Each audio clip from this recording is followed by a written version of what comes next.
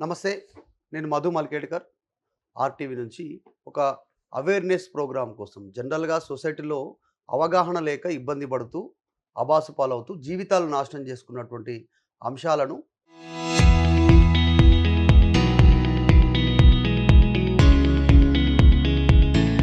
ఎట్లా ఎదుర్కోవచ్చు? వాటికి దూరంగా ఎట్లా ఉండాలి? అసలు అవగాహన ఎట్లా ఉండాలి? ముఖ్యంగా తల్లిదండ్రులు గాని, సమాజం గాని, పిల్లలు గాని ఏముండాలనేటువంటిది అదే అంశం రాష్ట్ర వ్యాప్తంగా చర్చ జరుగుతుంది ఇప్పుడు. కేస్ లోపలికి వెళ్ళకున్నా, ఆ విషయం చాలా అవేర్‌నెస్ కావాల్సినటువంటి సమాజం అవేర్ కావాల్సినటువంటి అవసరం ఆ అంశం గురించి, దాని గురించి మాట్లాడదాం. ప్రస్తుతం మనతో పాటు హైకోర్టు అడ్వకేట్ సోమ భరత్ కుమార్ గారున్నారు. ఆయన వెర్షన్ తీసుకుందాం. ఆయనని అడిగి డీటెయిల్‌గా దీనికి సంబంధించిన వివరాలు తెలుసుకుందాం. జనరల్‌గా టీవీ ఛానల్సు, పేపర్లు, యూట్యూబ్ ఛానల్సు కేవలం న్యూసు, సెన్సేషను వీటిపైనే ఫోకస్ చేస్తా ఉంది. అసలు సమాజానికి ఏం అవసరం ఉంది? వాటి గురించి ఫోకస్ చేయాల్సినటువంటి అవసరం కూడా ఉంది. అందులో భాగంగానే ఆర్‌టీవీ ఒక సమాజంలో చేయాల్సినటువంటి ఒక బాధ్యతాయుతమైనటువంటి పని కోసం ఈ అంశాన్ని ఎంచుకుంది. దాని ద్వారా వివరించే ప్రయత్నం చేసాం. అసలు చాలా అత్యవసరమైనటువంటి అంశం ఇది.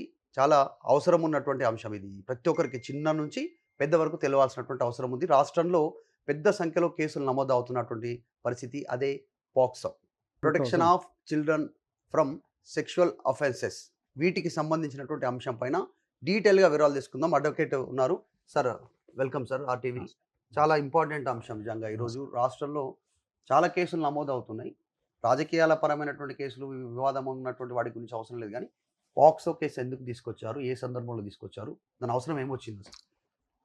అనాదిగా ఈ సమస్య మన సమాజంలోనే కాదు, ప్రపంచంలో అనేక దేశాలలో పిల్లల పైన సెక్సువల్ అఫెన్సెస్, పిల్లలంటే ఈ చట్ట పరిధిలో పిల్లలనంటే ఒక నిర్వచనం ఉన్నది, డెఫినేషన్ ఉన్నది. ఆ డెఫినేషన్ ఏంటంటే 18 సంవత్సరాల లోపు ఉన్న పిల్లలు. తర్వాత పిల్లలు అనే దానికి జెండర్ న్యూట్రాలిటీ కూడా ఉన్నది ఇందులో. పిల్లలంటే కేవలం ఆడపిల్లల మీద సెక్సువల్ అఫెన్సెసే కాదు, ఈవెన్ మగపిల్లల మీద కూడా జరిగే సెక్సువల్ అఫెన్సెస్ ఉంటాయి. అన్యాచురల్ అఫెన్సెస్ మగపిల్లలైనా, తర్వాత సెక్సువల్ అఫెన్సెస్ ఆడపిల్లలైనా 18 సంవత్సరాల లోపట ఉన్న బాలికలకు సంబంధించిన ఏదైతే ఒక దుర్వ్యవస్థ ఉన్నదో దాంట్లో నుంచి పిల్లల్ని రక్షించే దానికోసము భారత పార్లమెంటు 2012లో ఈ యాక్ట్ని తీసుకొని రావడం జరిగింది. ఈ act protection of children from sexual offences act 2012 పేరు మీద రాష్ట్రపతి ఆమోదము అనేది పొంది ఒక చట్ట రూపంలో ఈ దేశంలో ఇవాళ అన్ని రాష్ట్రాలలో అమల్లో ఉన్నది. అయితే విషయం ఏంటంటే ఈ చట్టం పిల్లల యొక్క హక్కులను కాపాడే దానికోసము, వాళ్ళ మీద జరిగే ఈ సెక్సువల్ అబ్యూస్ ఏదైతే జరుగుతుందో 18 సంవత్సరాల్లో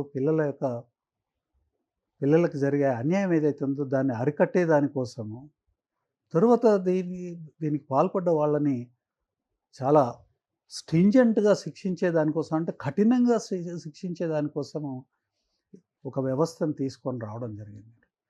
ఈ వ్యవస్థలో అన్నిటికన్నా ముఖ్యమైనదంటే child friendly justice. Child friendly justice అని అంటే వీళ్ళు బాలికలు, వీళ్ళకి సంబంధించి ఏంటంటే వీళ్ళకి భయము అనేది లేకుండా, తర్వాత అక్యూజ్డ్తో ఇంటర్ఫేస్ ఉండదు ఇందులో ఎక్కడ కూడా. అక్యూజ్డ్ ఎదుట రాకుండా దీనికి ఒక జస్టిస్ సిస్టాన్ని డెవలప్ చేస్తున్నారు. ఇది చాలా మంచి ఉద్దేశంతో, తర్వాత మంచి జరగాలనే ఉద్దేశంతో తీసుకొని వచ్చింది. మీకు ఇంత మునిపే చెప్పినట్టుగా ఇందులో పనిష్మెంట్స్ చాలా సివియర్ పనిష్మెంట్స్ ఉన్నాయి.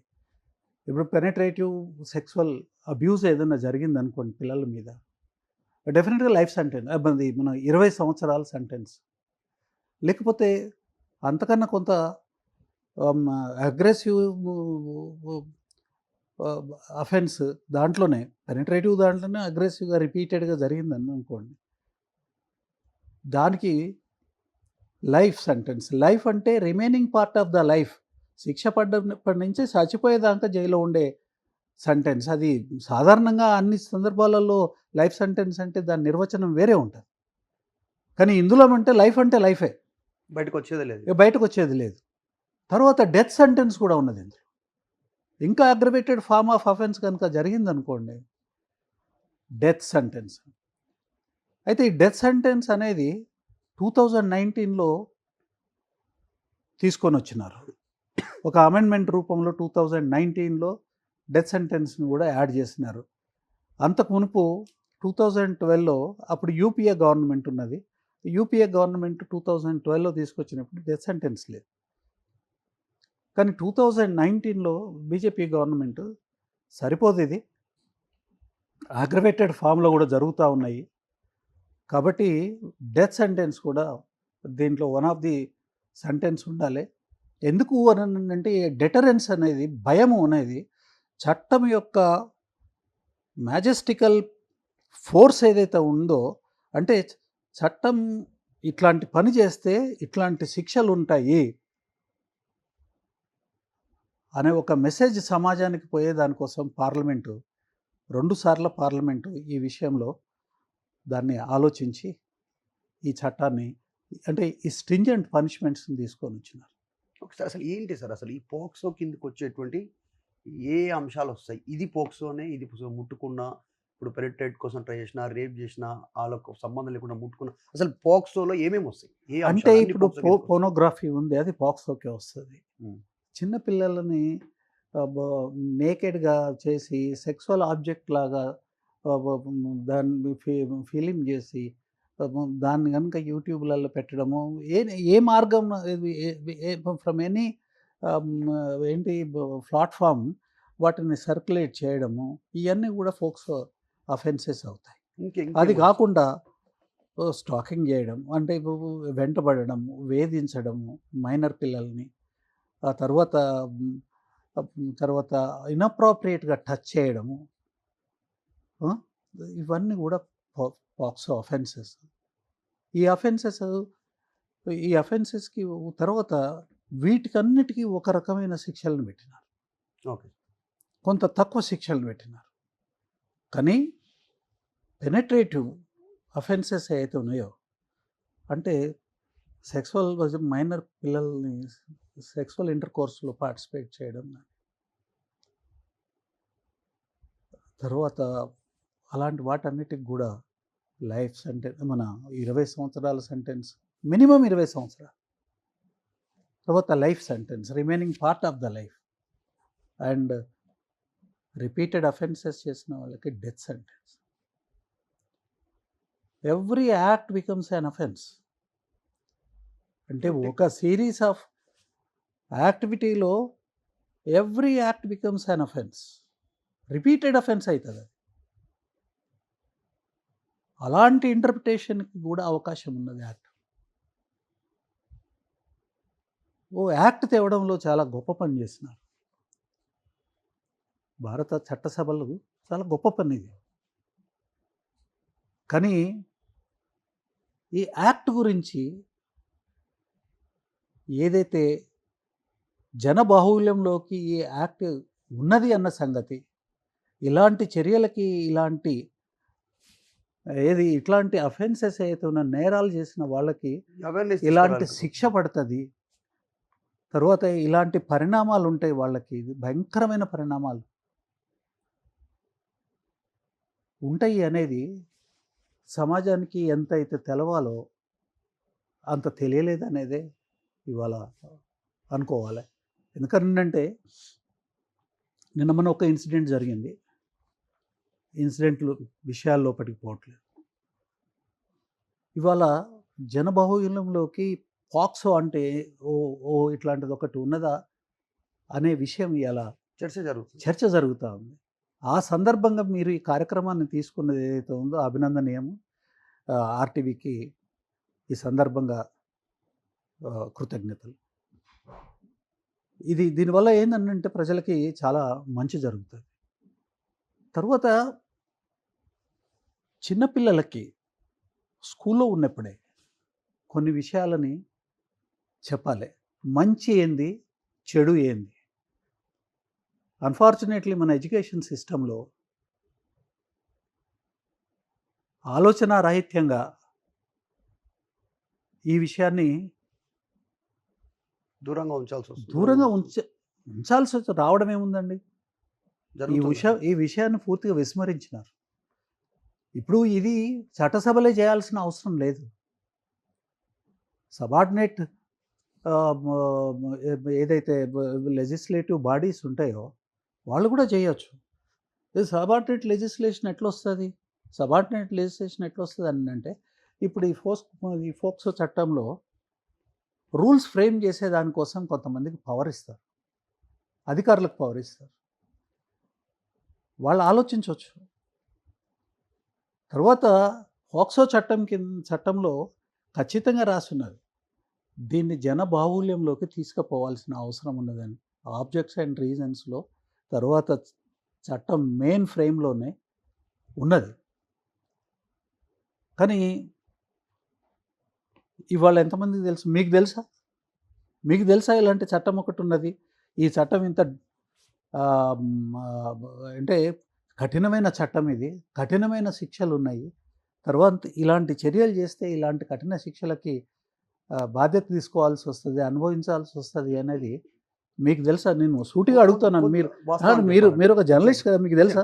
కొంతమేర వరకే జనరల్గా ఇన్ని సెక్షన్లు ఉన్నాయి, ప్రతిదానికి ఎన్నిసార్లు అఫెన్స్ అయితే అన్ని సెక్షన్లు యాడ్ అయ్యే అవకాశం ఉంది, లైఫ్ సెంటెన్స్ పడుతుంది, డెత్ సెంటెన్స్ కూడా పడే అవకాశం ఉంది, డీటెయిల్గా తెలియదు సార్. కొంతమేర అవగాహన ఉంది. అంటే మీకే ఎంతమంది ఉంటారండి దేశం మొత్తం మీద జర్నలిస్టులు?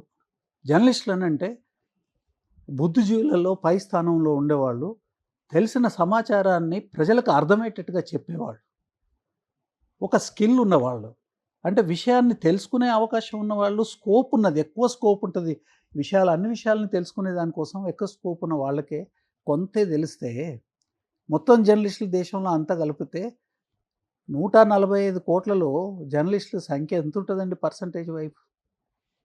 0.00001% ఉంటారు. మరి ఇవి మీకే ఇంత బుద్ధిజీవులకి ఇది తెలియకపోతే మరి సమాజానికి ఎట్ట తెలుస్తుంది? ఈ విషయంలో సక్సెసివ్ గవర్నమెంట్స్ వాళ్ళ ఫెయిల్యూర్ని ఒప్పుకోవాల్సిన అవసరం 100%. తర్వాత వీటికి మాధ్యమాలు ఏందండి చెప్పేదానికోసము?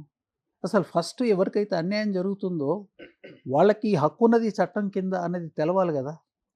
తర్వాత ఎవరైతే చేయకూడదో వాళ్ళకు కూడా తెలవాలి కదా ఇట్లాంటి పని చేయకూడదని. ఇలాంటి పని చేస్తే ఏమవుతుంది, కాన్సిక్వెన్సెస్ ఏముంటాయి అనేది తెలవాలి కదా. అట్లా తెలియకపోవడం కూడా ఏమవుతుంది అని అంటే, కొంతమంది తెలిసి చేస్తే కొంతమంది తెలియక చేస్తారు. ఎగ్జాక్ట్లీ. తెలియక చేస్తే తప్పు కదా? తప్పే, ఖచ్చితంగా తప్పే. కానీ వాడైనా ఆమెనా చేయకుండా ఆపాల్సిన బాధ్యత తల్లిదండ్రుల మీద ఉంది, సమాజం మీద ఉంది, స్కూళ్ళు, కాలేజీలు, ప్రభుత్వం మీద కూడా ఉన్నది. ప్రభుత్వము దేశంలో, ప్రజాస్వామిక దేశంలో ప్రభుత్వం కన్నా గొప్పది ఏది లేదు. Government is omnipotent and omnipresent. సర్వశక్తివంతమైనది రాజ్యం. అట్లనే ఎక్కడ ప్రతి చోట ఉన్నది ప్రభుత్వం. ప్రభుత్వ అధికారం ప్రతి చోట ఉంటుంది. దేవుడికి తప్ప మళ్ళీ ఆ లక్షణము కేవలం ప్రభుత్వానికే ఉంటుంది. ఆమ్నిపొటెంట్ అండ్ ఆమ్ని ప్రెజెంట్, ప్రతి చోట ఉండడము, అత్యంత శక్తివంతంగా ఉండడం. మరి మీరు అత్యంత శక్తివంతంగా ఉండి ఒక చట్టాన్ని సదుద్దేశంతో తీసుకొని వచ్చి అది రూట్స్లోకి ఎవరైతే దాని బెనిఫిషరీస్ ఎవరైతే ఉన్నారో వారికి, తర్వాత అందులో తప్పు చేసే వాళ్ళకి ఒక తెలవాలి కదా ఇది తప్పు, దీనివల్ల ఈ కాన్సిక్వెన్సెస్ ఉన్నాయి. మరి చెప్పాలంటే చెప్పగలిగే శక్తి ఉండి కూడా చెప్పలేదు, జరగలేదు సరియైన. ఇప్పుడు అసలే జరగలేదని నేను అన్నట్లే. కొన్ని స్కూల్స్లో చెప్తున్నారేమో, కొన్ని ఏరియాలలో చెప్తా ఉన్నారేమో. కానీ ఇవాళ ప్రచార మాధ్యమాలు ఇంత గొప్పగా ఉన్నాయి. ఏ విషయాన్నైనా ఒక క్షణంలో ప్రపంచానికి తెలియజెప్పే ప్రచార మాధ్యమాలు వచ్చిన తర్వాత కూడా ఇవాళటికి కూడా నిమ్మకు నీరెత్తినట్టుగా వ్యవస్థలు ఉంటే కొంతమంది అమాయకులు బలి అవుతారు కదా. బలి అవ్వడము చేసి బలవడం కాదు, చేయడం మూలంగా బలవడం. చేయడాన్ని ప్రివెంట్ చేయగలిగేవాడివి ప్రభుత్వాన్ని, చేయగలిగేది ప్రభుత్వం. చేయలేకపోవడం వల్ల ఈరోజు ఈ చేయలేకపోవడం వల్ల పరిస్థితి. ఇవాళ కొంతమంది అమాయకంగా దాన్ని లెక్కలేని తనంతో చేస్తారు. తెలవని తనం అంత మూర్ఖత్వము ఇంకోటి వేరే ఏది లేదు. తెలవక చేసేది అలా కనుక ఎవరైనా చేస్తే దాంట్లో ప్రభుత్వము, పౌర సమాజం రోల్ కూడా ఉన్నది. ఈ విషయాన్ని మాట్లాడాలి, చర్చించాలి. అసలు చర్చనే తీసేసినారు కదా ప్రజా జీవనంలో నుంచి. అవును సార్. ఇప్పుడు ఎగ్జాంపుల్ పోక్సో కేసుకి సంబంధించి ఇప్పుడు గతంలో కూడా సాధారణంగా లైంగిక కేసులు గతంలో తెరపైకి వచ్చాయి. అటెంప్ట్ టు రేపు ఇట్లా కొన్ని మనం చూసాం. టేకు లక్ష్మి ఇట్లాంటి కొన్ని ఇన్సిడెంట్స్ వచ్చాయి. పేరు అంటే మీరు తీసుకుంటున్నాను ఇక్కడ కానీ ఒక విషయాన్ని దీనికి డిఫరెన్స్ అదే పోక్సోకి చెప్తాను. మీకు ఇక్కడ ఒక గమనించాల్సిన విషయం ఉంది. 18 సంవత్సరాల పైబడిన వాళ్ళు చేసే కేసులన్నీ కూడా అవన్నీ కూడా వాటన్నిటికీ రక్షణ వ్యవస్థలు ఉన్నాయి. అలా చేసిన వాళ్ళకి శిక్షలు, తర్వాత దానికి సంబంధించిన విచారణ కానివ్వండి, ఇన్వెస్టిగేషన్ కానివ్వండి, ట్రయల్ కానివ్వండి, శిక్షించడం కానివ్వండి, ఎవిడెన్స్ ఎట్లా తీసుకోవాలి, జడ్జిమెంట్ ఇవ్వాలి, వీటన్నిటికీ ఒకప్పుడు ఐపీసీ, సిఆర్పిసి ఉండేది. ఇప్పుడు బిఎన్ఎస్ఎస్ ఈ రెండు ఉన్నాయి. అవన్నీ కూడా అంటే మైనర్స్ కాకుండా మేజర్స్ అయిన వాళ్ళ మీద జరిగే వాటికి ఇప్పుడు ఇదేంటి ఐపీసీ వాళ్ళ బిఎన్ఎస్ఎస్ ఏదైతే ఉందో వాటి కింద ఉన్నాయి. వాటికి ఆ పద్ధతి ప్రకారం శిక్షలు అమలు అవుతాయి. తర్వాత ఇంకొక ప్రిజంప్షన్ ఏముందని అంటే 18 ఇయర్స్ తర్వాత ఉన్న వాళ్ళకి వాళ్ళు తెలిసి చేస్తున్నారు అనుకోవచ్చు. ఇక్కడ ఒక కట్ ఆఫ్ పెట్టాలి కదా. 18 లోపటే ఉండదా, 18 కాగానే వస్తుందా అనేది వితర్కం ఏదైతే జరుగుతుందో, వితర్క వాదాలు ఏవైతే ఉంటాయో దానికి అది కరెక్ట్ కాదు. ఎక్కడో ఒక దగ్గర కట్ ఆఫ్ పెట్టాల్సి ఉంటుంది.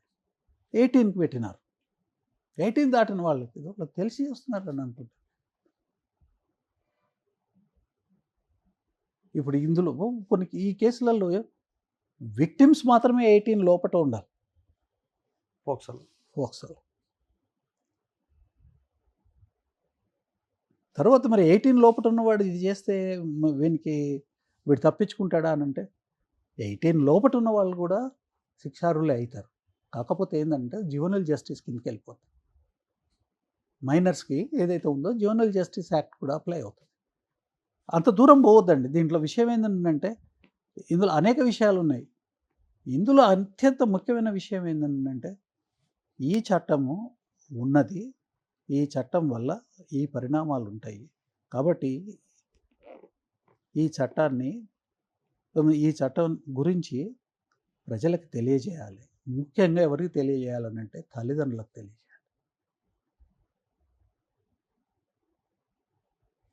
పిల్లలకి తెలియజేయాలి, మైనర్ పిల్లలకి తెలియజేయాలి. వాళ్ళకి హక్కు తెలవాలి కదా, ఇట్లా చేస్తే ఇది ఫలానాది. ఇప్పుడు ఈ మైనర్కి సంబంధించినటువంటి అమ్మాయిల విషయంలోనే ఇంక ఏ అంశాలు సార్? ఇందాక మనం మాట్లాడుకున్నాం, మీరు చెప్పారు టచ్ చేయడము, సెక్షువల్గా హరాస్మెంట్ చేయడం. ఇలా ఇప్పుడు టెక్నాలజీ పెరిగిపోయింది. వీడియో కాల్స్ వచ్చినాయి, టెక్స్ట్ వచ్చింది. ఇన్అప్రోప్రియేట్గా టచ్ చేయడం, టచ్ చేయడం, అంటే ప్రైవేట్ పార్టీస్ని, తర్వాత బాడీ టచింగ్ ఇట్లాంటివి. తర్వాత ఇంకోటి ఏంటంటే టెక్నాలజీ కూడా పెరిగిపోయింది. ఊరికే చేయడం, వేధించడం, ఫోన్లు చేయడం, అది కూడా పోక్సో కిందకి వస్తుంది. మైనర్లను చేసినప్పుడు చాటింగ్ చేయడం, ఇన్అప్రోప్రియేట్గా చాట్ చేసిన, ఇన్అప్రోప్రియేట్గా సెక్సువల్ యాంగిల్లో చేసే ప్రతిదీ కూడా పోక్సో చట్టం కిందకి వస్తుంది. మైనర్స్తో చేసేది, అది మగపిల్లలు కానివ్వండి, ఆడపిల్లలు కానివ్వండి. ఇద్దరు మైనర్లే అయితే సార్, ఇద్దరు మైనర్లు అయితే కూడా అఫెన్సెస్ ఉన్నాయి. అయితే ఆ అఫెన్సెస్ ఈ జ్యువెనైల్ జస్టిస్ యాక్ట్ కిందకి పోతాయి. అది ఇప్పుడు మేజర్లు చేసిన దానికి ఉన్నంతగా మైనర్లకే ఉండదు. అంటే వారికి శిక్ష అంత పెద్దగా ఉండకపోవచ్చు. ఉండదు. ఎందుకంటే వాళ్ళు మైనర్సే. ఓకే, డిఫరెన్షియల్ ఇది ఉంటుంది. కాబట్టి ఒకటి ఏంటంటే సమాజం గమనించాల్సింది, తర్వాత ప్రభుత్వాలు గమనించాల్సింది, చెప్పించండి టీచర్లతోని, స్కూల్లో క్లాసెస్లో చెప్పించమనండి. దానికి ఒక కరికులం తయారు చేయమనండి. ఒక కరికులం తయారు చేయాలి. తర్వాత ఆఫీసులలో చెప్పాలా, గవర్నమెంట్ ఆఫీసులలో చెప్పాలి, ప్రైవేట్ ఆఫీసులలో చెప్పాలి. ఎక్కడ ఒక సమూహం ఉంటే అక్కడ కనీసము 3 నెలలకు ఒకసారి పోక్సో చట్టం గురించి చెప్పాలి. సో దట్ ఏంటంటే అది టార్గెట్ గ్రూప్స్ ఏదైతే ఉందో ప్రజలకి అందరికీ చేరాలి. గ్రామ పంచాయతీలలో మీటింగులు పెట్టి చెప్పాలి. ఎగ్జాక్ట్లీ నిజంగా తర్వాత రేడియోలలో చెప్పాలి, టీవీలలో చెప్పాలి, ప్రవచనకారులతో చెప్పించాలి. ఇవాళ ప్రవచనాలు లక్షల మంది వింటారండి, కోట్ల మంది వింటారు. అవును. తర్వాత వాళ్ళు చాలా చక్కగా చెప్తారు, మనసుకు అత్తుకునే పద్ధతిలో చెప్తారు. చాగంటి కోటేశ్వరరావు గారు, వారు గరికపాటి గారు. అట్లాంటి వారితో చెప్పించాలండి. పొలిటికల్ టవరింగ్ పొలిటికల్ పర్సనాలిటీస్ ఎవరైతే ఉన్నారో వాళ్ళు కూడా చెప్పాలి సమాజానికి. తప్పే ఉన్నది. మంచి ఎవరికైతే చెప్పడంలో తప్పు రీచ్ లేదు. ఉన్నదో మంచి కదా, ఇది చట్టం గురించి చెప్తాం. ఇది ఒక ఉద్యమం లాగా చెప్పాల్సిన అవసరం ఉన్నది. ఇదొక్కటే కాదండి, కనీసము ట్రాఫిక్ రూల్స్ పాటించాలనే విషయాన్ని కూడా పిల్లలకు చెప్పట్లేదు. చెత్త వేయకూడదనే విషయాన్ని కూడా పిల్లలకు స్కూళ్ళలో చెప్పట్లేదు.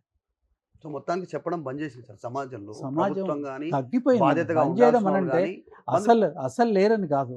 100% ఉండాల్సిన ఖాతా 2% ఉన్నది. ఇది ఇది ఇప్పుడు క్రమశిక్షణ ఎట్లా వస్తుందండి, సత్ప్రవర్తన ఎట్లా వస్తుంది? ఒకటి ఇది తప్పు అనంటే కరెక్ట్ ఏందనేది చెప్తేనేది తప్పు తెలుస్తుంది.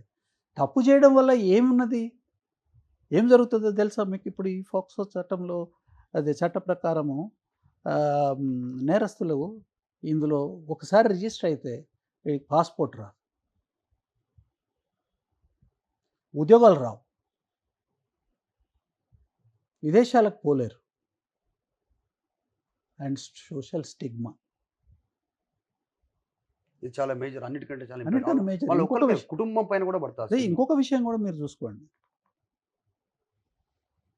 ఇవాళ on click of button you can get information about a persons criminal history, exactly. Criminal antecedents ఎట్లా ఉన్నాయి అనేది ఇలా ఒక కంప్యూటర్లో ఒక బటన్ నొక్కితే మీ చేతిలో ఉన్న ఫోనే ఇవాళ కంప్యూటర్. ఒక పేరు టైప్ చేస్తే నీ పేరు మొత్తం టైప్ history చేస్తే మొత్తం మొత్తం వచ్చేస్తుంది. హిస్టరీ అంతా వస్తుంది. అవును. ఇది ఎంత దుర్మార్గం ఇది. చెప్పకపోవడం మూలంగా ఇప్పుడు 18 సంవత్సరాల లోపు ఉన్న వాళ్ళేమో బాధితులు, 18 సంవత్సరాల పైన ఉన్న వాళ్ళు నిందితులు. ఆ నిందితులకు కూడా తెలవాలి కదా ఇది చేయకూడదు అనేది. చేసిన తర్వాత శిక్షించడం అనేది ఒక పద్ధతి అండి, అది తప్పదు. అది కానీ చేయకుండా ఆపాల్సిన బాధ్యత కూడా ఉన్నది కదా. నగరాల్లోనే కాదు, గ్రామాల్లో కూడా ఈ పరిస్థితి ఎదుర్కొంటుంది. ప్రతి చోట awareness అండి. ఇక్కడ ఉంది. ఒకటి మేజర్, ఎట్లా పేరెంట్స్ కానీ తెలిసిన వాళ్ళు, కుటుంబ సభ్యులు ఎట్లా ఐడెంటిఫై చేయాలి వాళ్ళు పోక్సోలో, పోక్సో పోక్సో కిందకి వస్తుంది, వాళ్ళు ఇట్లా గురవుతున్నారు అని ఎట్లా సార్ ఐడెంటిఫై ఎట్లా చేయగలగాలి? కొన్ని చిన్న విషయాలలో పిల్లలు ఉన్నారు కొన్ని విషయాలలో ఈ విషయాలని స్పష్టంగా తల్లిదండ్రులు పిల్లలకు చెప్పాలి. ఇలాంటిది ఎవరైనా చేస్తే చెప్పండి అని తల్లి చెప్పాల్సి వస్తుంది. ఆడపిల్లలకి, మగపిల్లలకి తల్లి చెప్పొచ్చు, తండ్రి చెప్పొచ్చు, స్కూల్లో టీచర్లు చెప్పాలి ఇన్అప్రోప్రియేట్ టచింగ్ అంటే ఏంది అని. ప్రభుత్వం ఒక ఇనిషియేషన్ తీసుకోవాలి దీని మీద. తర్వాత డ్రగ్స్ వాడకూడదని చెప్పాలి. డ్రగ్స్ వాడితే వాడి ఆలోచన శక్తి మొత్తం నాశనం అయిపోతుంది. His or her mind will be controlled by drugs, not by self. అట్లాంటప్పుడు ఏమేమి కారణాలు ఉన్నాయో ఆ కారణాలన్నింటినీ కూడా క్రోడీకరించి ప్రజలకి తెలిసేటట్టుగా, సిటిజన్స్ పెద్దవాళ్ళైనా చిన్నవాళ్ళైనా దే ఆర్ ఆల్ సిటిజన్స్. సిటిజన్కి చెప్పే బాధ్యత ప్రభుత్వాన్ని, మొట్టమొదటి ప్రథమ బాధ్యత ప్రభుత్వాన్ని, రెండో బాధ్యత తల్లిదండ్రులు, కుటుంబానికి, ఆ తర్వాత పౌర సమాజాన్ని. పౌర సమాజంలో స్కూల్స్ వస్తాయి, కాలేజీలు వస్తాయి, అందరూ వస్తాయి. పోలీసులు కూడా చెప్పాలి. ఇవాళ పోలీసులపై చెప్పొచ్చు. లాయర్లు, పెద్ద సంఖ్యలో లాయర్లు ఉన్నారు. మనకు తెలంగాణ రాష్ట్రంలో దగ్గర 55-60 వేల మంది లాయర్లు ఉన్నారు. ప్రభుత్వం ఎన్నడన్నా రిక్వెస్ట్ చేసిందా లాయర్లని? కొన్ని చట్టాలు, ఈ బేసిక్ వీటి గురించి విద్యార్థులకు తెలవాలి, మా పోలీస్ డిపార్ట్మెంట్‌తోని మీరు మమేకమయ్యి పోయి స్కూళ్ళలో వారానికి ఒక రోజు, ఒక గంట సేపు అసెంబ్లీ స్కూల్ పిల్లలంతా అసెంబుల్ అయితారు. స్థానిక పోలీస్ ఆఫీసరు ఒక లాయర్‌తోని కలిసిపోయి ఇది ఎక్స్‌ప్లెయిన్ చేయండి స్కూల్‌లో. టీచర్లకి, పిల్లలకి. ఆ అసెంబ్లీకి పేరెంట్స్‌ని కూడా ఇన్వైట్ చేయండి. ఎగ్జాక్ట్‌లీ. రారా? వండర్‌ఫుల్ ఇనిషియేటివ్ యాక్చువల్‌గా రారా తీసుకోవాల్సిన ఇది? అత్యవసరం ఈ సమాజంలో. జరగదా? నిజం. జరిగేదానికి అవకాశం లేదా? ఎగ్జాక్ట్‌లీ. ఉన్నది. కానీ ఏదో ఆలోచనలు రావట్లేదు. ఆలోచనలొస్తే ఆచరణ పెట్టేదానికి అది ఇంపార్టెంట్ అనిపించట్లేదు. చాలా ఈ ఈ సి ఇది ఈ ఈ ఈ ఇది ఒక రకంగా ఏందనంటే ఇన్వాలంటరీ దుర్మార్గం ఇది. మనం అనుకోకుండానే మనం దుర్మార్గం చేస్తూ ఉంటాం ఇట్లాంటివి చేయకపోవడం. దీనివల్ల ఏంటంటే ఎంతమంది పసిపిల్లలు యువతులయ్యి వాళ్ళు ఈ కేసుల బారిలో పడి తెలియక వాళ్ళు జైలుకి పోయి తర్వాత జీవితం వాడు రియలైజ్ అయినా కానీ జీవితం రియలైజ్ కాదు. ఎగ్జాక్ట్‌లీ. సమాజం అది ఏంది మన దీన్ని ఇవ్వదు. ఏది మన గౌరవాన్ని ఇవ్వదు. ఇది బేసిక్ బాధ్యత కదా అడ్మినిస్ట్రేషన్‌కి. ఎగ్జాక్ట్‌లీ. ఒక ఒక వారానికి ఒక గంట టైం ఇవ్వలేరానండి? తర్వాత ప్రతి ఇన్‌స్టిట్యూషన్‌లో ఒక గంట సేపు ఒక 2 నెలలకు, 3 నెలలకు ఒక గంట సేపు టైం దొరకదా? వాళ్ళ ట్రాఫిక్ డిజార్డర్స్ కానియండి, డ్రగ్ అడిక్షన్ కానియండి, తర్వాత ఈ ఈ ఈ ఈ అఫెన్సెస్ ఏవైతే ఉన్నాయో అఫెన్సెస్ అగైన్స్ట్ వుమెన్ కానియండి, ఇవన్నీ లీగల్ ఎడ్యుకేషన్ ఏదైతే limited legal education which is required for the every citizen. For every citizens they are essential requirement. మీకు ఇంకొక విషయం చెప్తాను. ఈ విషయంలో జడ్జెస్ కూడా వాళ్ళని ఇన్వాల్వ్ చేస్తే వాళ్ళు చాలా ఉత్సాహంగా చేస్తారు. ఒకప్పుడు జడ్జెస్, లాయర్స్ ఊర్లలోకి వెళ్ళి, గ్రామాలలోకి వెళ్ళి న్యాయ సేవా సదస్సులు పెట్టేవాళ్ళు. ప్రజలకి వాళ్ళు అడిగిన వాటికి సమాధానాలు చెప్పడమే కాకుండా చట్టబద్ధంగా ఎట్లా వ్యవహరించాలి, దానివల్ల ఉండే మంచి ఫలితాలు ఏంది అనేది. ఇవాళ జడ్జీలు పెరిగినారు, న్యాయవాదులు పెరిగినారు, పోలీస్ ఆఫీసర్లు పెరిగినారు. తర్వాత ప్రచార సాధనాలు అయితే అసలు మనం ఊహించలేనంతగా పెరిగినాయి. కానీ ఇన్ఫర్మేషన్ ఇవ్వడం తగ్గింది, ఇన్ఫర్మేషన్ రిసీవ్ చేసుకోవడం తగ్గింది, చర్చ అంతకంతకు తగ్గిపోయింది. తద్వారా ఇవాళ ఈ రకమైన పరిస్థితి, నేరాలు పెరిగిపోతా ఉన్నాయి. నేరాలు పెరిగిపోతా ఉన్నాయి. విపరీతమైన నేరాలు కదా. వాడికి ఏదో ప్రేమించి ఆ ఉన్మాదంలో అమ్మాయి ప్రేమించకపోతే కత్తితోని పొడిచి చంపేసేస్తూ ఉన్నారు. ఇంతకన్నా ఉన్మాదం ఏమన్నా ఉంటుందా?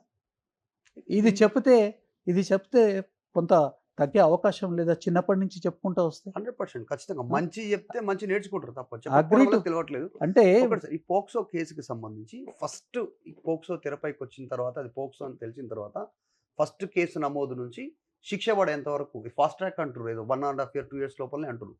సో ప్రాసెస్ ఏంది? శిక్ష పడేంత వరకు మొదటి నుంచి ఎండ్ వరకు. ఇందులో ప్రాసెస్ పెద్ద డిఫరెన్స్ ఏముండదండి. యాక్సిలరేటెడ్ ఇన్వెస్టిగేషన్ ట్రయల్ ఏదైతే ఉన్నదో అది చాలా ఫాస్ట్గా జరుగుతుంది. మీకు ఎక్కడైనా సరే ఇప్పుడు ప్రిన్సిపల్స్ ఆఫ్ న్యాచురల్ జస్టిస్ ఏదైతే ఉన్నదో అది ఖచ్చితంగా ఉంటుంది. అంటే అక్యూజ్డ్కి నేరము ఎవరైతే చేశారో నేరస్తుడికి ఏ రకమైన అవకాశాలు ఇవ్వాలో వాడు నేరం చేయలేదు అని ప్రూవ్ చేసుకునే దానికి, తరువాత ఆరోపణలు కరెక్ట్ కాదని చెప్పుకునేదానికి ఏ అవకాశాలు ఉండాలో అన్ని అవకాశాలు ఉంటాయి.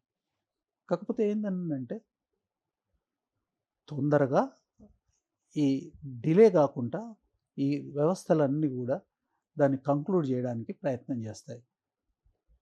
మిగతా కేసులాగా ఇవి అంత లేట్ కాకుండా ఫాస్ట్గా వీటిని కంక్లూడ్ చేస్తారు. తర్వాత ఇంకా ఇందులో ఎవరైతే విక్టిమ్స్ ఉంటారో ఈ విక్టిమ్స్కి కూడా న్యాయ సహాయాన్ని పెట్టుకునే అవకాశం ఉంటుంది. అడ్వకేట్ని పెట్టుకోవచ్చు, విక్టిమ్స్ పెట్టుకోవచ్చు. కానీ విక్టిమ్ పెట్టుకోలేని పరిస్థితి ఉంటే ఆ విషయాన్ని వాళ్ళు ఎక్స్ప్రెసివ్గా ఇన్ఫామ్ చేస్తే పోలీస్కైనా ఇన్ఫామ్ చేయొచ్చు, న్యాయస్థానానికైనా ఇన్ఫామ్ చేయొచ్చు. చేయడం మూలంగా ఏంటంటే గవర్నమెంట్ ఎక్స్పెన్సెస్తోని వారికి న్యాయ సహాయాన్ని ఒక అడ్వకేట్ రూపంలో ఇచ్చే దానికోసం అవకాశం ఉంది. చట్టం అవకాశాన్ని కల్పించింది. ఈ రకంగా మీకు తర్వాత ఇంకోటి ఇంటిమిడేటరీ ప్రాసెస్ ఉండదు దీంట్లో. నేరస్తులు అది మన బాధితులు భయపడే దానికి ఎట్టి పరిస్థితుల్లో అవకాశం లేదు. ఖచ్చితంగా ఈ ఈ వచ్చి స్టేట్మెంట్ రిజిస్టర్ చేసిన తర్వాత ఖచ్చితంగా ఇన్వెస్టిగేషన్ మొత్తం కూడా ఫాస్ట్గా కంప్లీట్ చేయాల్సిన అవసరం ఉన్నది. ఎక్కడ కూడా అన్డ్యూ వేస్ట్ ఆఫ్ టైం అనేది జరిగేదానికి వీల్లేదు. ఈ ఎఫ్ఐఆర్ నమోదుకు సంబంధించిన విషయంలో పోలీసుల నిబంధనలు ఏంది, వాళ్ళ రూల్స్ అండ్ రెగ్యులేషన్స్ ఏంది? ఇప్పుడు ఒక విక్టిమ్ వస్తుంది, నాకు ఇట్లా జరిగింది అని కుటుంబంతోటో మద్దతుతో వస్తే ఎట్లా సార్, ఎట్లా దానికి సంబంధించి ఎఫ్ఐఆర్? పెద్ద ప్రొసీజర్ ఉన్నది. మీకు ఒక ఎపిసోడ్లో అవన్నీ చెప్పడం కొంచెం ఎక్స్ప్లెయిన్ చేయడం చాలా కష్టం. కానీ ఇదేంటిదంటే సాధారణంగా కంప్లైంట్ వ్యవస్థ ఏదైతే ఉంటుందో అదే పద్ధతిలో పోయి కంప్లైంట్ ఇవ్వాలి. బాధితులే ఇవ్వాలని ఏం లేదు. బాధితుల తరఫున బాధితుల తల్లిదండ్రులు ఇవ్వచ్చు, ఇంకెవరైనా ఇవ్వచ్చు. బాధితుల కోసము ముందుకొచ్చే ఎవరైనా ఇవ్వచ్చు, వాళ్ళ బంధువులైనా ఇవ్వచ్చు. కానీ ఇందులో ఒక్క విషయాన్ని మీరు గమనించాల్సిన అవసరం ఉన్నది. ఇది ఎంత తీవ్రమైన చట్టం అని అంటే, ఎవరికైనా ఈ నేరం జరిగిందని తెలిసి కూడా పోలీసులకి తత్సంబంధిత అధికారులకి ఇన్ఫామ్ చేయకపోతే అది కూడా నేరమే, డెలిబరేట్గా. తర్వాత వీళ్ళని ఎవరైతే బాధితులు ఉన్నారో వాళ్ళని ఆపే ప్రయత్నం చేసినా కానీ నేరం.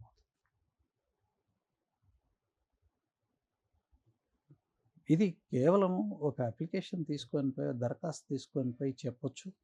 లేదు అని అంటే స్టేషన్ హౌస్ ఆఫీసర్కి వెళ్ళి వీళ్ళు ఓరల్గా కూడా ప్రజెంట్ చేయొచ్చు. చేస్తే వాళ్ళు దాన్ని రిటర్న్ ఫామ్లోకి తీసుకొని సంతకం తీసుకొని దెన్ రిజిస్టర్ చేస్తారు, ఎఫ్ఐఆర్ రిజిస్టర్ చేస్తారు. చాలా సింపుల్ ఇది. దీంట్లో ఇంతే సింపుల్. ఈ మధ్య కాలంలో జరుగుతుంది స్టేట్మెంట్ రికార్డ్, బాధితురాలి ప్రతి దాంట్లో స్టేట్మెంట్ రికార్డ్ అవుతుంది. స్టేట్మెంట్ రికార్డ్ ఎట్లా ఉంటుంది? ఉంటుందండి స్టేట్మెంట్ రికార్డు. బాధితురాలు స్టేట్మెంట్ తీసుకుంటారు, కంప్లైనెంట్ స్టేట్మెంట్ కూడా తీసుకుంటారు. ఆ స్టేట్మెంట్ వాళ్ళు రికార్డ్ చేసుకుంటారు. అవసరం అనుకుంటే మ్యాజిస్ట్రేట్ దగ్గర వాళ్ళని ప్రొడ్యూస్ చేసి అక్కడ కూడా స్టేట్మెంట్ రికార్డ్ చేసుకుంటారు. ఆ స్టేజ్లో మీకు అక్యూజ్డ్ ఎవరైతే ఉన్నారో వాళ్ళ ప్రజెన్స్ కానీ వాళ్ళ లాయర్ ప్రజెన్స్ కానీ అవసరం లేదు, ఉండేదానికి కూడా వీళ్ళే. ఓకే, డైరెక్ట్ స్టేట్మెంట్ తీసుకుంటారు. ఇన్వెస్టిగేటింగ్ ఆఫీసరే తీసుకుంటారు. వాళ్ళు భయపడాల్సిన అవసరం లేదు, వాళ్ళకు కొంచెం వాళ్ళకు ప్రొటెక్షన్ కూడా ఉంటుంది. అసలు ఎక్కడ కూడా భయపడాల్సిన అవసరం లేదు. ఫుల్ అబ్సల్యూట్ ప్రొటెక్షన్ ఉంటుంది. ఎక్కడ కూడా భయపడాల్సిన అవసరం లేదు. అందుకనే వాళ్ళని ఇన్ఫ్లుయెన్స్ చేయడానికి ప్రయత్నం చేసే పనిని కూడా నేరం కింద తీసుకొని వచ్చినారు. బాధితుల్ని ఇన్ఫ్లుయెన్స్ చేసే ప్రయత్నాన్ని కూడా నేరం కింద తీసుకొని వచ్చారు. కాబట్టి దీనికి ఏమన్నా ప్రత్యేకంగా ప్రయారిటీ బేసిస్లో అటెండ్ చేయాలి. ఈ కేసులను ఎవరైనా దృష్టికి తీసుకొచ్చిన తర్వాత డెలిబరేట్ ఇన్యాక్షన్ కనుక ఉంటే ఆఫీసర్ల మీద కూడా ప్రాసిక్యూషన్ ఉంటుంది. ఆఫీసర్ల మీద ప్రాసిక్యూషన్ ఉంటుంది. అంటే డిపార్ట్మెంటల్ ఎంక్వైరీ కాదు, ప్రాసిక్యూషన్ ఉంటుంది. ఈ అంత స్టింజెంట్గా, అంత పకడ్బందీగా ఇది చేసినారు. దురదృష్టం ఇందులో ఒకటే ఏంటంటే దీనికి ప్రచారం లేదు. దీని నాలెడ్జ్ అనేది టార్గెట్ గ్రూప్స్ ఎవరైతే ఉన్నారో అఫెన్స్ కమిట్ చేసేవాడికి ఆలోచన రాకుండా చేసేదానికోసము ఇది ప్రచారం చేయటం లేదు. అట్లనే విక్టిమ్స్కి రైట్ తెలవాలి, వాళ్ళకు ఉన్న హక్కులు ఏందో తెలవాలి. తర్వాత వాళ్ళకి జరిగే అన్యాయం అది నేరము అని తెలిస్తే ఎక్కడికి పోయి కంప్లైంట్ చేయాలో తెలవాలి.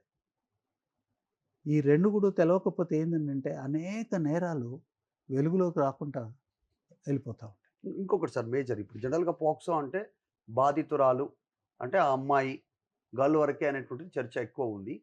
దీంట్లో బాయ్స్ కూడా పోక్సో కిందకొస్తారా? మైనర్ అయితే వాళ్ళు. వాళ్ళకి సంబంధించి ఏం చెప్తారు అసలు? పోక్సోలో బాయ్స్ కూడా ఉంటారా? వాళ్ళు ఫోక్సో కూడా బాధితులుగా ఉంటారా? ఫోక్సో బాధితులు జెండర్ న్యూట్రల్ అండి. చిల్డ్రన్, చిల్డ్రన్ మీద జరిగే చిల్డ్రన్ అంటే మగ ఉంటది, ఆడ ఉంటది. ఈ ఇద్దరి మీద జరిగే మగ, ఆడ, బాలికలు, బాలుల మీద జరిగే లైంగిక అత్యాచారాలన్నీ గూడా ఫోక్సో అఫెన్సెస్ అవుతాయి. అది ఎవరు చేసినా గాని. అది ఆడ చేసి ఆడ గావచ్చు, మగ గూడా గావచ్చు చేసిన వాళ్ళు. ఇవన్నీ గూడా ఫోక్సో అవుతాయి. ఎట్లా ఉంది సార్? ఆ కేసుల శాతం ఎట్లుంది? అది కూడా నమోదవుతుందా? జనరల్‌గా మీ దృష్టికొస్తుంటదా? మీరు ఆహ్, మీ మీరు ఉంటారు, మాట్లాడుతుంటారు, చూస్తుంటారు, గమనిస్తున్నారు కాబట్టి. అంటే దేశంలో రోజుకి ఫోక్సో కేసులు పెరుగుతా ఉన్నాయి. దాంట్లో సమ్ దాంట్లో అంటే దాన్ని డిస్ప్యూటెడ్ ఇష్యూనే లేదు దాంట్లో. అయితే ఇంకొకటి కూడా జరుగుతా ఉంది. కొంత మిస్‌యూజ్ కూడా జరుగుతా ఉంది. వెల్ఫేర్ లెజిస్లేషను స్ట్రింజెంట్‌గా తీసుకొచ్చిన ప్రతి చట్టం కూడా మిస్‌యూజ్ జరుగుతా ఉంది. బట్ దాని పర్సెంటేజ్ తక్కువ. మిస్‌యూజ్ అనేది దాని పర్సెంటేజ్ తక్కువ. మిస్‌యూజ్ అవుతున్నాయి. ఇప్పుడు మీకు డౌరీ ప్రొహిబిషన్ యాక్ట్ మిస్‌యూజ్ జరిగింది. ఎగ్జాక్ట్‌లీ అవును. SC, ST prevention of atrocities act misuse జరిగింది. అవును. సో, అదే రీతిలో ఇది కూడా కొంత మిస్‌యూజ్ జరుగుతా ఉంది. ఏదైనా మిస్‌యూజ్ జరగకుండా ఉండాలన్నా, తర్వాత రైట్స్ తెలుసుకొని వాళ్ళ హక్కులని అసర్ట్ చేసుకోవాలన్న బాధితులు అసర్ట్ చేసుకోవాలన్నా, తర్వాత ఈ విషయం ఇంత సీరియస్‌గా ఉంటది అని రియలైజ్ అయ్యి అట్లాంటి పనులు చేయకుండా ఉండాలన్నా, ఏదైతే ప్రచారం జరగాలో ఆ ప్రచారం జరగట్లేదు. అది జరగాలి. దానికోసం ప్రభుత్వాలు, పౌర సంఘాలు, పౌర సమాజము, ప్రవచనకారులు వీళ్ళందరూ కూడా తర్వాత ఆఫీసులలో తల్లిదండ్రులకి ఆఫీసులలో ఎడ్యుకేట్ చేయడము. ఇది కార్పొరేట్ సోషల్ రెస్పాన్సిబిలిటీ ఉన్నదండి. ఇంతకన్నా కార్పొరేట్ సోషల్ రెస్పాన్సిబిలిటీ ఏముంటది? వాళ్ళ ఆఫీసులలోనే కాదు, బయట కూడా చేపించొచ్చు కదా! ఇది ఎవరు చెప్పగలుగుతారు? ఇది ఎవరు చెప్పగలుగుతారు అంటే పోలీస్ వ్యవస్థలో పనిచేసేవాళ్ళు బాగా ఎఫెక్టివ్‌గా చెప్పగలుగుతారని. పోలీస్ వ్యవస్థలో పనిచేసేవాళ్ళు చెప్పగలుగుతారు. తరువాత లాయర్లు చెప్పగలుగుతారు. చదువుకున్న వాళ్ళు దాని చెప్పొచ్చు. తర్వాత జర్నలిస్టులు చెప్పగలుగుతారు. తర్వాత దీని పట్ల జిజ్ఞాస ఉండి చదువుకొని దీన్ని స్టడీ చేసి చెప్పగలుగుతారు. ఏం పెద్ద విషయం ఇది? దానివల్ల ఎంత మంచి జరుగుతది? క్రైమ్ రేట్ తగ్గుద్దండి ఫస్ట్. క్రైమ్ రేట్ తగ్గుతది. ఇది ఈ పర్టిక్యులర్ దాంట్లో క్రైమ్ రేట్ తగ్గుతది. దీని మీద చెప్తే. తరువాత మిగతా అన్ని విషయాల మీద గూడా ట్రాఫిక్ మీద గానియండి, మీరన్నట్టు డ్రగ్స్ గావచ్చు, డ్రగ్స్ చెడు మీద వ్యసనాలు గానియండి, గావచ్చు. చెడు వ్యసనాల మీద గానియండి, ఆడపిల్లలతోని ఎట్లా ఉండాలి అనే విషయాన్ని గానియండి, మగపిల్లలు ఆడపిల్లలతోని ఎట్లా సో, దేవాలయాల్లో సొసైటీకి చెప్పాలండి. మీ కాంట్రిబ్యూషన్ ఎట్లా ఉండాలనేది గూడా దేవాలయాల్లో చెప్పొచ్చు. చెప్పాలి, చర్చిలలో చెప్పాలి, మసీదులలో చెప్పాలి, చెప్పమని చెప్పాలి. ఈ మంచి విషయాలు చెప్పమని చెప్పేదానికి మొహమాట పడాల్సిన అవసరం ఏమున్నది? దీంట్లో ఆహ్, ప్ర ఒక ఎవరినైనా ప వ ఏంటి రిస్ట్రిక్ట్ చేసే విషయం ఏమన్నా ఉందా? ఏం లేదు కదా! ఇది ఎవరికీ వ్యతిరేకం గాదు. ఎవరికి అందరికీ వ్యతిరేకం మంచి కాదు విషయం. సమాజానికి. ఆఫ్టర్ ఆల్ మతం చెప్పేది కూడా జీవన విధానమే కదా! జీవన విధానము చట్టం చెప్పిన జీవన విధానం కన్నా మతం చెప్పే జీవన విధానం గొప్పగా ఎక్కడ ఉండదు. ఎందుకనంటే చట్టము ఆమ్ని ప్రెజెంట్. చట్టము ఆమ్నిపోటెంట్. దేవుడు ఎట్లనో దేవుడు కూడా ఆమ్ని ప్రెజెంట్ అండ్ ఆమ్నిపోటెంట్. చట్టం కూడా అంతే. సార్ ఇప్పటివరకు జనరల్‌గా ఉన్న కొంచెం డిజిట్స్ ప్రకారం కొంచెం అటు ఇటు ఉండొచ్చు. ఎగ్జాక్ట్‌లీ కాకపోయుండొచ్చు నేను చెప్పే సంఖ్య. 16,994 కేసులు. 17,000 ఉండొచ్చు. కొంచెం అటు ఇటు ఉండొచ్చు నంబరు. ఈ కేసులు నమోదైనాయి పాక్సో రాష్ట్రంలో.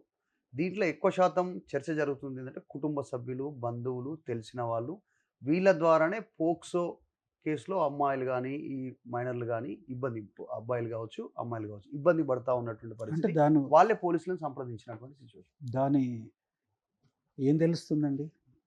మనకు తెలవకుండానే మనతోనే, మన మధ్యలోనే ఈ మృగాలు. ఈ మానవ మృగాలున్నాయనేది తెలుస్తుంది.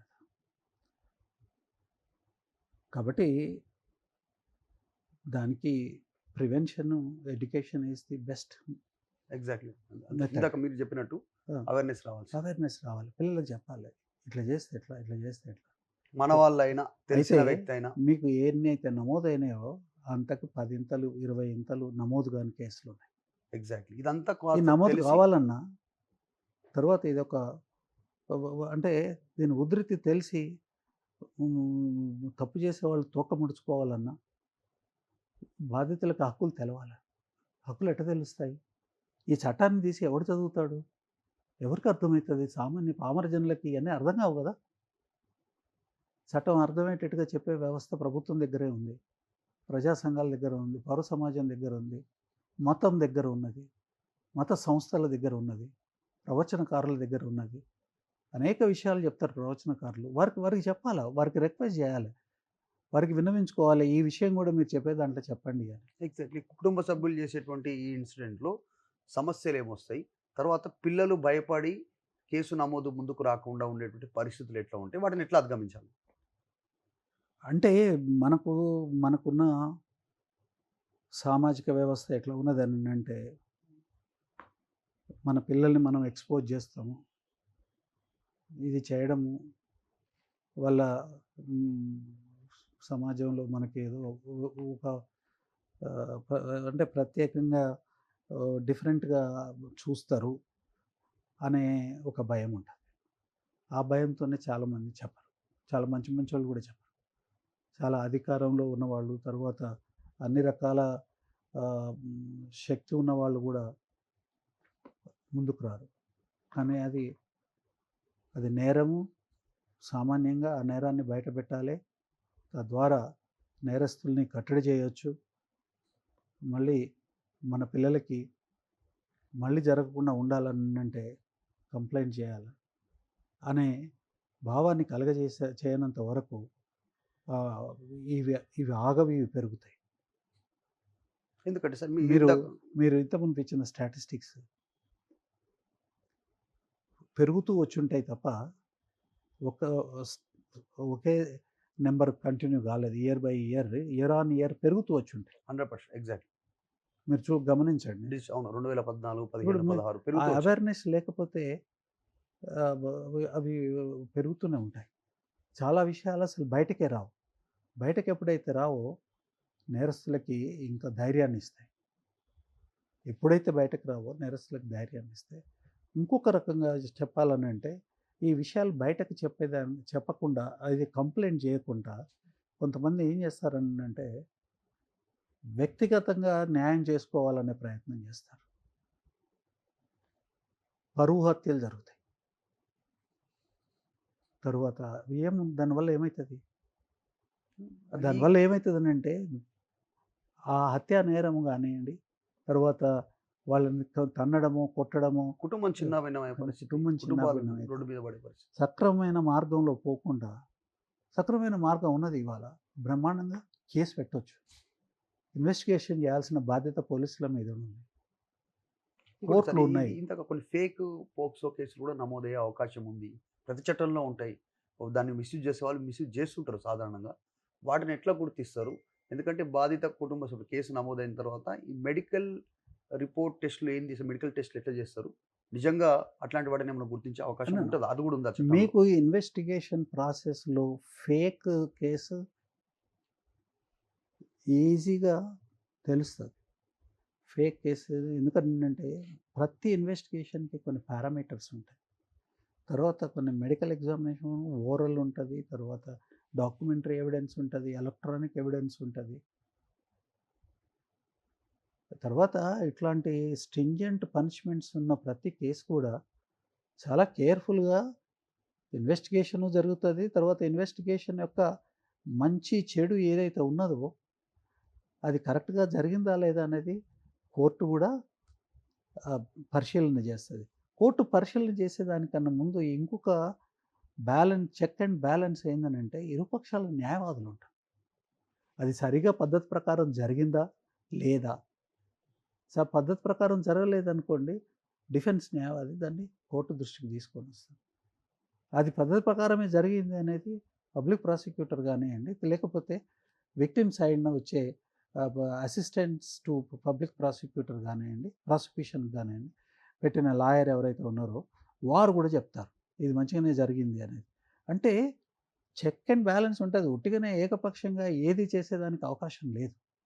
చట్టము ఆ అవకాశాన్నిచ్చింది. ప్రతిదానికి చెక్ అండ్ బ్యాలెన్స్ ఉంటది.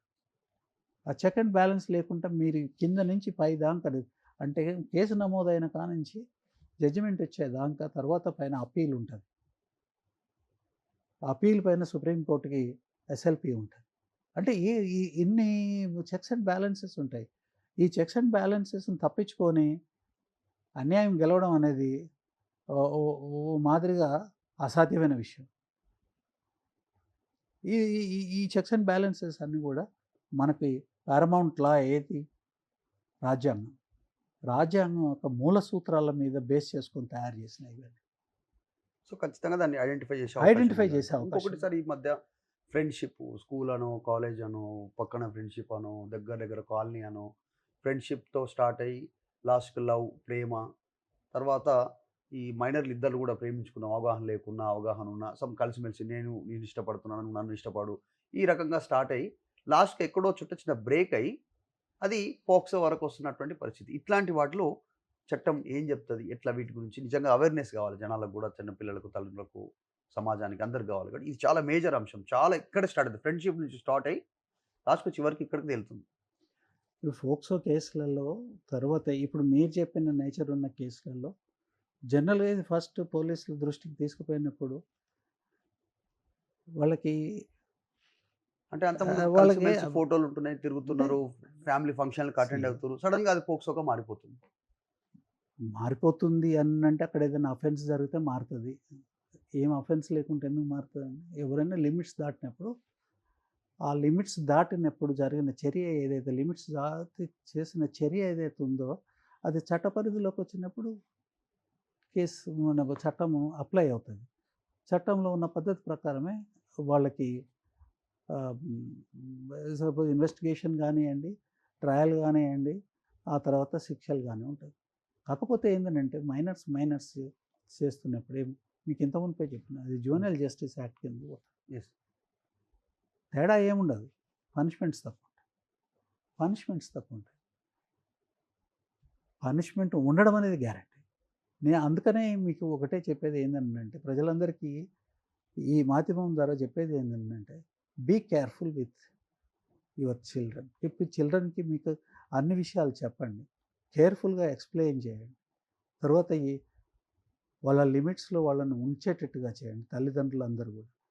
తర్వాత ఉపాధ్యాయులు గానియండి, ఉపాధ్యాయులు స్కూళ్ళలో చిన్నప్పటి నుంచి ఒక ఏజ్ ఏదో రెండో తరగతి నుంచో, మూడో తరగతి నుంచో పిల్లలకి లీగల్ ఇష్యూస్ మీద అవగాహన కల్పించండి. ఏది తప్పు? తప్పు చేయడం వల్ల ఏం జరుగుతది? కెరియర్ ఎట్లా నాశనం అయిపోతది? తర్వాత భవిష్యత్తు ఎట్లా అంధకారం అయితది? ఆ! ఎన్ని రకాల అవకాశాలను వాళ్ళు కోల్పోవాల్సొస్తది అనేది విద్యార్థి దశలోనే వారికి చెప్తే ఏంటంటే వాళ్ళు వాళ్ళ లిమిట్స్‌లో ఉండడం అనేది ఒకటుంటది. తర్వాత చట్టానికి, పోలీస్ వ్యవస్థకి ఏదైతే ధర్మంగా భయపడాల్సిన భయం ఏదైతే ఉంటదో, ఆ భయం అనేది ప్రతి వ్యక్తిలో ఉండాల్సిన అవసరం ఉంది. అది చిన్నపిల్లలు చిన్నప్పటి నుంచి నేర్చుకుంటే చాలా బాగుంటది. పెద్దవాళ్ళు గూడా ఆ మాజెస్టీ ఆఫ్ జస్టిస్ కానీ, మాజెస్టీ ఆఫ్ ఎన్ఫోర్స్‌మెంట్ ఏదైతే పోలీస్ ఎన్ఫోర్స్‌మెంట్ ఏజెన్సీ ఏదైతే ఉంటదో వాటి మీద ఉండాలి. అట్లనే పోలీసులు గూడా కొంత ధర్మంగా బిహేవ్ చేస్తే వాళ్ళకి ఆ గౌరవం దక్కుతది. అసలు ఇవాళ ఈ మైనర్‌కి సంబంధించి సార్ ఈ నిజంగా పోలీసులు ధర్మంగా పనిజేయాలని చెప్పి ఒక స్టేట్‌మెంట్ చేసిర్రు కాబట్టి మీరు ఒక మాట అన్నారు. నిజంగా వాళ్ళు ఖచ్చితంగా చేయాలి బాధ్యత వాళ్ళది. ఆహ్, ఏజ్ డిటర్మినేషన్ నిర్ధారణ ఎట్లా? ఈ వివాదాస్పదం ఎప్పుడైతది? ఈ మధ్య కాలంలో జరుగుతున్న వాటిలో కూడా ఏజ్ నిర్ధారణ అనేది చాలా కాంప్లికేటెడ్ అయ్యే పరిస్థితి కనిపిస్తుంది. లేదండి. దాంట్లో చర్చ ఏం జరుగుతుంది. కాంప్లికేషన్ లేదు. అంటే ఆ కేసు కాదు నో, సార్ నో, నో, జనరల్‌గా నో. బయట జరుగుతున్న జనరల్‌గా కూడా వాటిలో. కాంప్లికేషన్ లేదు. మీకు ఏజ్ నిర్ధారణకి దేశంలో బ్రహ్మాండమైన వ్యవస్థ ఉన్నది. ఇప్పుడు ఈ 20 సంవత్సరాల కిందనో, 30 సంవత్సరాల కిందనో, 40 సంవత్సరాల కిందో అనంటే వ్యవస్థలు లేవు. అప్పుడు బర్త్ బ సర్టిఫికేట్ బ ఇచ్చేవాళ్ళు ఆ వ్యవస్థ లేదు. వ్యవస్థ లేదు. కానీ ఇంట్లో డెలివరీస్ అసలు అయ్యేవి. పూర్తిగా లేదని కూడా లేదు. విలేజెస్‌లో కూడా డెత్ అండ్ బర్త్ పంచాయతీలలో రిజిస్టర్ అయ్యేది. రిజిస్ట్రేషన్ లేకుండా లేదండి. ఇప్పుడు ఖచ్చితంగా చేస్తా ఉన్నారు. హాస్పిటల్ ఇప్పుడు mandatory compulsory majority mandatory. Of the births హాస్పిటల్స్‌లో అయితున్నాయి. రిజిస్ట్రేషన్ అవుతా ఉన్నాయి. అనేక సందర్భంలో డెత్స్ అండ్ బర్త్స్ రిజిస్టర్ అవుతా ఉన్నాయి. అదంతా కాకుండా ఇవాళ 10th క్లాస్ సర్టిఫికేట్ ఉంది. స్కూల్ ట్రాన్స్‌ఫర్ సర్టిఫికేట్ ఉన్నది. ఆ! తర్వాత పాస్‌పోర్ట్‌లో వచ్చే డేట్ ఉంటది. హాస్పిటల్‌లో పుట్టిన తేదీ, హాస్పిటల్ రిజిస్టర్స్ ఉంటాయి. ఇన్నున్నాయి. ఏదో ఇవాళ అది సమస్య కాదు.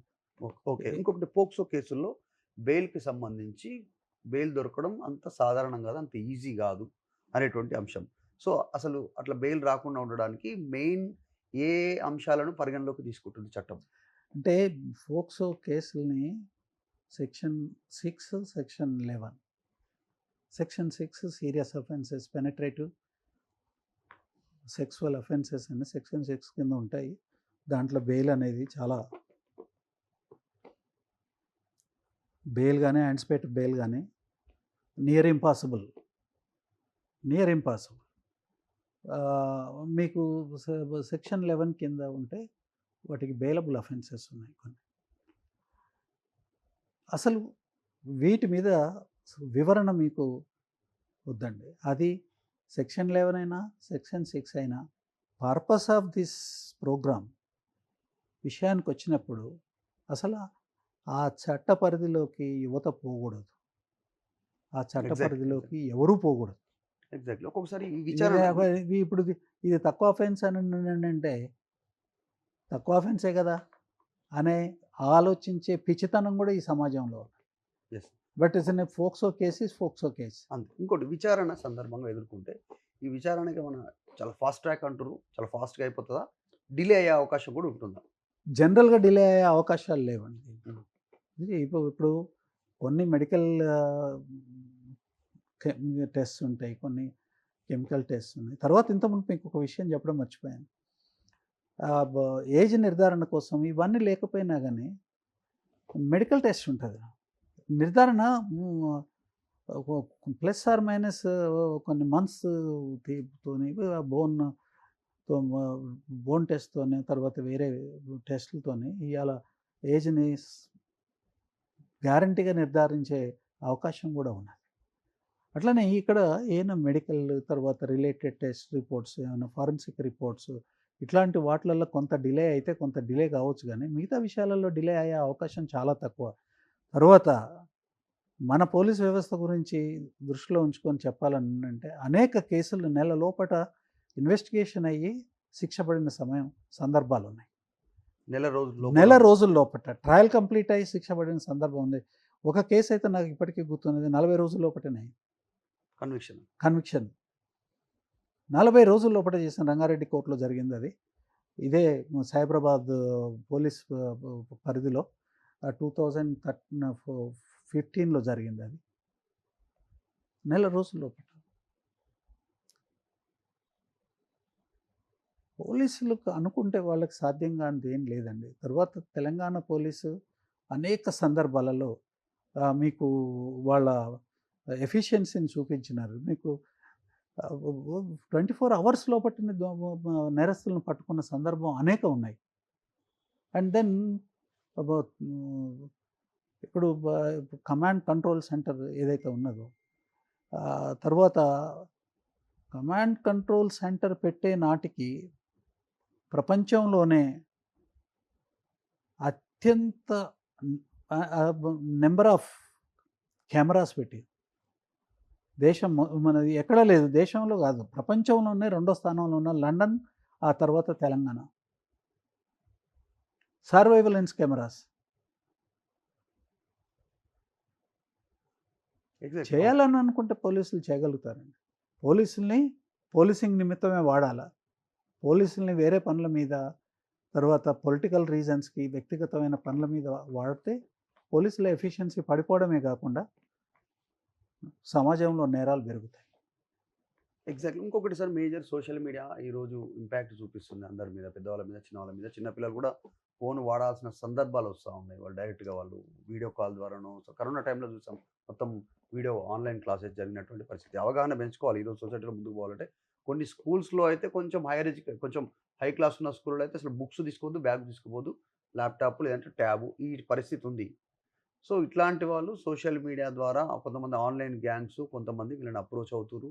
తెలియకుండానే వారు వారితో ఇంటరాక్ట్ అవుతున్నారు. బ్లాక్‌మెయిల్ చేస్తుర్రు.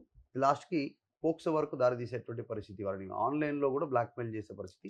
ఇట్లాంటి వాటిని అవేర్‌నెస్ ఎట్లా తీసుకోవాలి? ప్రభుత్వాలు గాని, తల్లిదండ్రులు గాని, సమాజం గాని, మీడియా మీడియా గాని అందరూ. ఫస్ట్ ఆఫ్ ఆల్ మీకు ఫోక్సో దీంట్లో ఏ ఏ అఫెన్స్‌లు ఎట్లెట్లా జరుగుతాయి? ఈ ఫోక్సోలో ఏ ఏ సెక్షన్స్ కిందకి వస్తాయి? తర్వాత దానికి ఏ రకమైన హ్మ్, వాటి నుంచి బయటపడే దానికోసము ఏ రకమైన చర్యలు పిల్లలు తీసుకోవాల్సిన అవసరం ఉంటది? బాధ్యతలు తీసుకోవాల్సిన అవసరం ఉంటది. అనేది ఒక కరికులం లాంటిది తయారు చేయాలి. ఒక సిలబస్ తయారు. ఆ సిలబస్ తయారు చేసి అది తల్లిదండ్రులకి,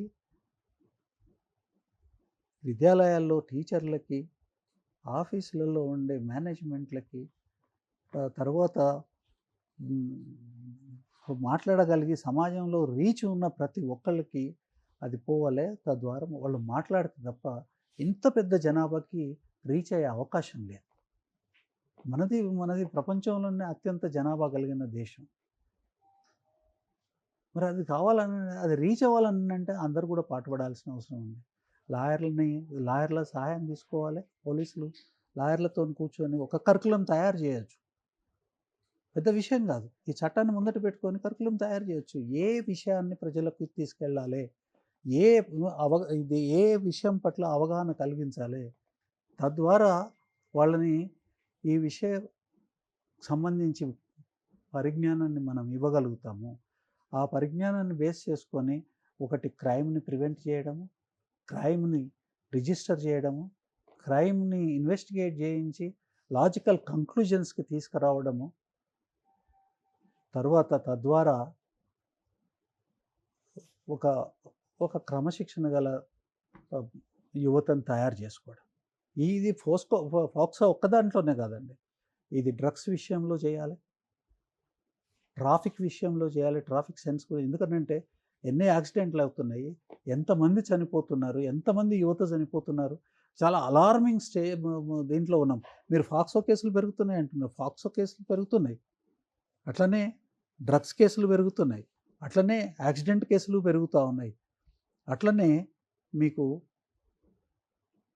ఈ మన ప్రేమ ఉన్మాదంతోని చేసే కేసులు కూడా పెరుగుతా ఉన్నాయి. అంటే ఎంత అవసరము ఎడ్యుకేషన్, లీగల్ ఎడ్యుకేషన్ ఎంత అవసరము. లీగల్ ఎడ్యుకేషన్ ఏంటంటే లా అంతా చెప్పాల్సిన అవసరం లేదండి. ఎంత అవసరమో అంత పిల్లలకు చెప్పాల్సిన అవసరం ఉంది. ఆ అవసరం ఉన్నది ఏంది అనేది నిర్ధారణ చేయాలి. ఐడెంటిఫై చేసిన తర్వాత దాన్ని సులభమైన భాషలో పెట్టాలి. ఇంగ్లీష్, హిందీ, ఉర్దూ, తెలుగు అన్నిట్లలో పెట్టాలి. పెట్టి సర్క్యులేషన్ అనేది జరగాలి. ఆ సర్క్యులేషన్ మౌఖికంగా జరగాలి, రాతపూర్వకంగా జరగాలి, ఎలక్ట్రానికల్‌గా జరగాలి.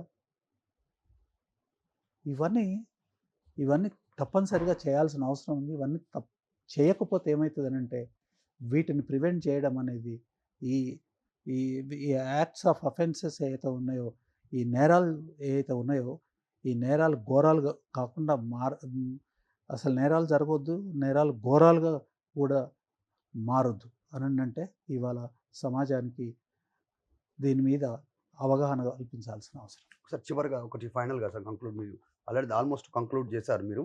భవిష్యత్తులో, ఫ్యూచర్‌లో ఇప్పుడు తీసుకున్న చట్టాలు ఇప్పుడున్న పరిస్థితులకు అనుగుణంగా ఉన్నాయా? అంటే యాప్ట్ అయి ఉన్నాయా?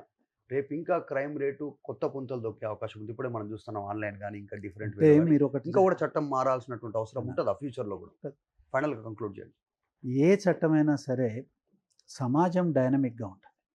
మారుతూ ఉంటది ఎప్పుడు కూడా. స్టాటిక్‌గా ఉండదు. సమాజం ఎట్లయితే మారుతూ ఉంటదో దాని అవసరాలకు అనుగుణంగా చట్టాలు కూడా మారాలి. చట్టాలు మారాలి అనంటే సఫిస్టికేషన్ కావాలా? మీకు చిన్న ఉదాహరణ చెప్తా. గతంలో మిడీవల్ సెంచరీస్‌లో మధ్య యుగాలలో శిక్ష ఎట్లా ఉండేదని అంటే కాలుకు కాలు, చేయికి చెయ్యి, కన్నుకు కన్ను ఉండేది. ఇవాళ అట్లా లేవు కదా.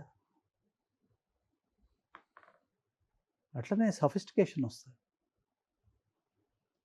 ఇప్పుడు మొన్న కేంద్ర ప్రభుత్వం చట్టాలను కొన్నిటిని మార్చింది. మార్చిన సందర్భంగా ఇంతకు మునుపు కొన్ని అఫెన్సెస్కి, ఏ అఫెన్స్కైనా జైలు అని ఉంటుంది, ఫైన్ అని ఉంటుంది. కానీ కొన్ని అఫెన్సెస్కి సామాజిక సేవ పెట్టినారు. శిక్ష, నేరము శిక్ష అనే రెండు విషయాలలో నేరం చేసే వాళ్ళని శిక్షించాలి. కానీ శిక్ష దేనికి ఉద్దేశింపబడాలి? నేరస్తుణ్ణి పరివర్తన చెందే దానికోసం ఉపయోగించాలి. అది ఇవాళ ఉన్న ఆలోచన విధానం. డెమోక్రటిక్ గవర్నమెంట్స్ తర్వాత ఒక రూల్ బేస్డ్, తర్వాత ఒక స్ట్రక్చర్ బేస్డ్ పారమౌంట్ లా. మనకు పారమౌంట్ లా ఏంటిది? మన కాన్స్టిట్యూషన్ ఆఫ్ ఇండియా. దాంట్లో ఆదేశిక సూత్రాలు ఉన్నాయి, ప్రాథమిక హక్కులు ఉన్నాయి, తర్వాత గోల్స్ ఆఫ్ ది కాన్స్టిట్యూషన్ అన్నది. ఆ దిశగానే నడుస్తాయి తప్ప ఇప్పుడు రాజ్యాంగం యొక్క గమ్య సూత్రాలు ఏవైతే ఉన్నాయో దాని ప్రకారమే నడుస్తుంది. దాని ప్రకారం నడిచినప్పుడు ఏమవుతుందంటే పరివర్తన చెందించే దానికోసం. అందుకనే మీకు ఇందులో సెక్షన్ 11 కింద ఉన్న వాటిల్లో మీకు అలాంటి అనేక విషయాలు ఉన్నాయి. సెక్షన్ 6 కింద ఉన్న వాటికి ఇక స్కోప్ లేదు. వాడు ఒకసారి లోపలికి పోయిందంటే వాడి జీవితం కథ. 20 ఏళ్ళు అంటే మనిషి జీవితంలో 80 ఏళ్ళు బతికితే 1/4, 60 ఏళ్ళు బతికిండ్రు అనుకోండి 1/3. వాడి కర్మ కొద్ది 40 ఏళ్ళు బతికిండు అనుకోండి సగం జీవితం. దానికన్నా ఎక్కువ శిక్ష remaining part of the life. వాడికి జీవితకాలం అక్కడే ఉండాలి, లేదనంటే డెత్.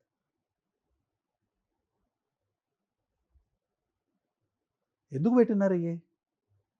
కనీసం వీడి 20 ఏళ్ళలో పరివర్తన చెందితే వీడు బయట పోయి మంచిగా బతుకుతాడు అని. కాబట్టి పరివర్తన అనేది ఒక మూల సూత్రంగా మన శిక్ష స్మృతి ఉన్నది. కాబట్టి తర్వాత అది ఒక యాంగిల్. రెండో యాంగిల్ ఏంటంటే సమాజం మారుతున్న కొద్దీ నేరం చేసే పద్ధతులు మారుతాయి. ప్రవృత్తి ఏదైతే ఉంటుందో అది మానుకునే వాళ్ళు మానుకుంటారు, కానీ చేసేవాడు చేస్తూనే ఉంటాడు.